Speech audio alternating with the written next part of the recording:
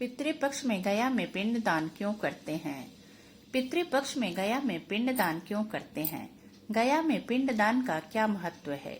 क्या सच में गया में पितरों के तर्पण एवं पिंडदान से उन्हें मोक्ष मिलता है? और पिंडदान पितृपक्ष में ही क्यों करते हैं?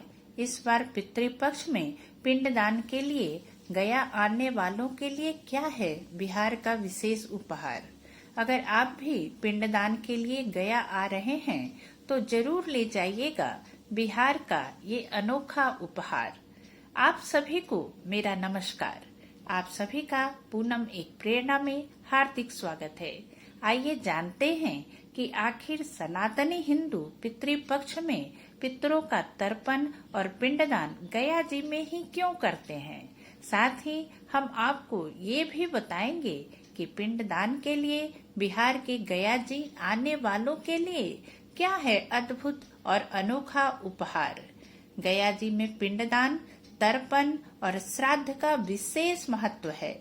पौराणिक मान्यताओं के अनुसार गया श्राद्ध सर्वश्रेष्ठ माना जाता है। पवित्र फल्गु के देव घाट पर वैसे तो सालों भर पिंडदान के कर्मकांड होते हैं, लेकिन आश्विन मास के कृष्ण पक्ष को पितृपक्ष माना जाता है। इस अवधि में यहाँ लाखों की संख्या में श्रद्धालु आते हैं। इस बार भाद्र मास की पूर्णिमा तिथि 19 सितंबर 2024 यानी कल से पितृपक्ष की शुरुआत हो गई है, क्योंकि कल ही प्रतिपदा भी था, यानी प्रतिपदा का हान था और आज द्वितीया है।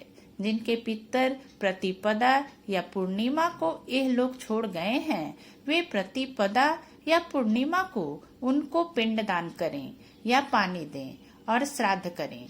लेकिन जिनको तिथि ज्ञात नहीं है, वे अमावस्या तिथि को तर्पण करेंगे। शेष लोग तिथि अनुसार पितरों का तर्पण करेंगे।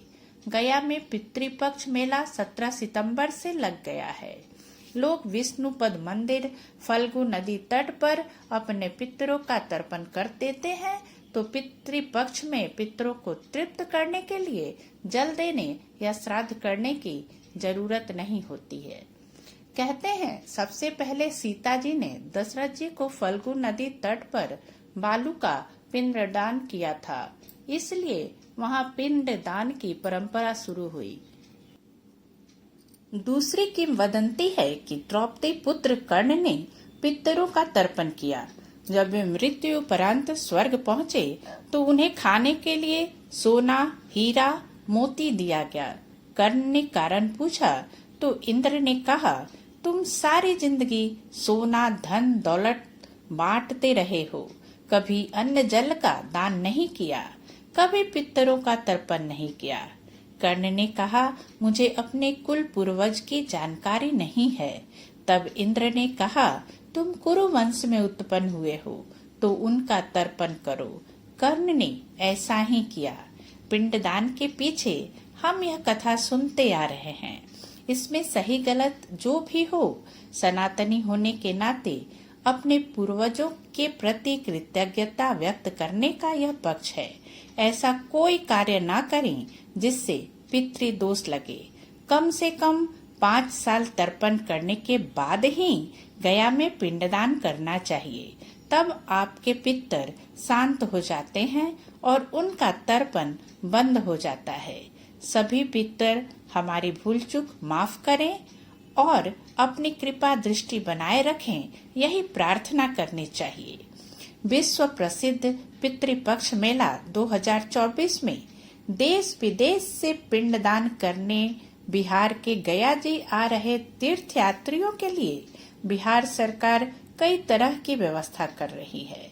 17 सितंबर से शुरू हो रहा ये मेला 2 अक्टूबर को समाप्त हो जाएगा।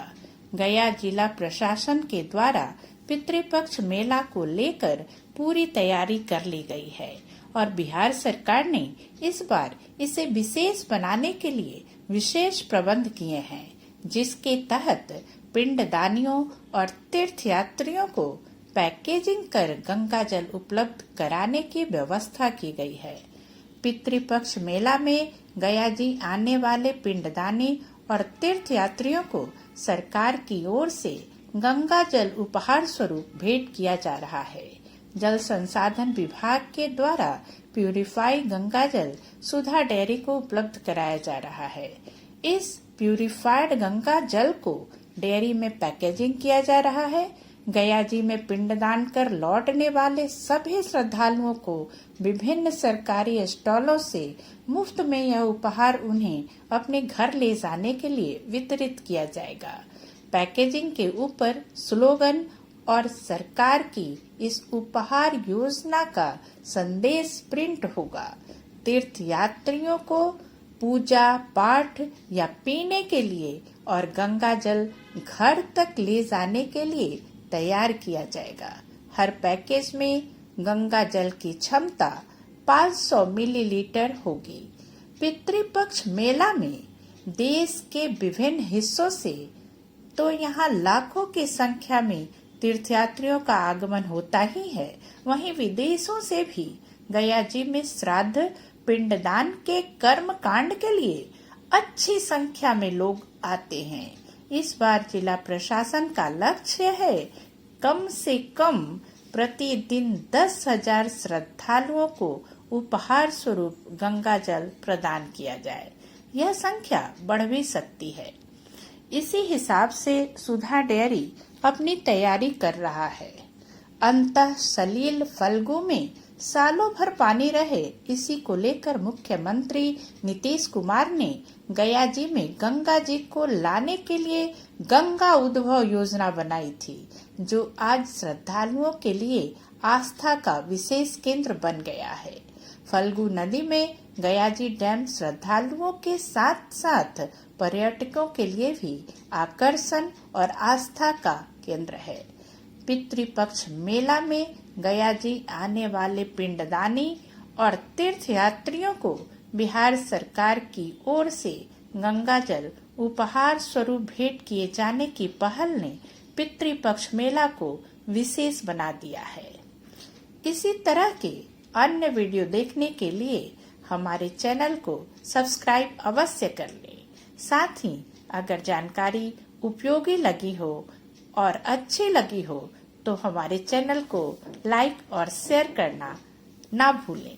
इसी तरह की नई और रोचक जानकारी को लेकर हम फिर मिलते हैं अपने अगले वीडियो में। तब तक के लिए नमस्कार।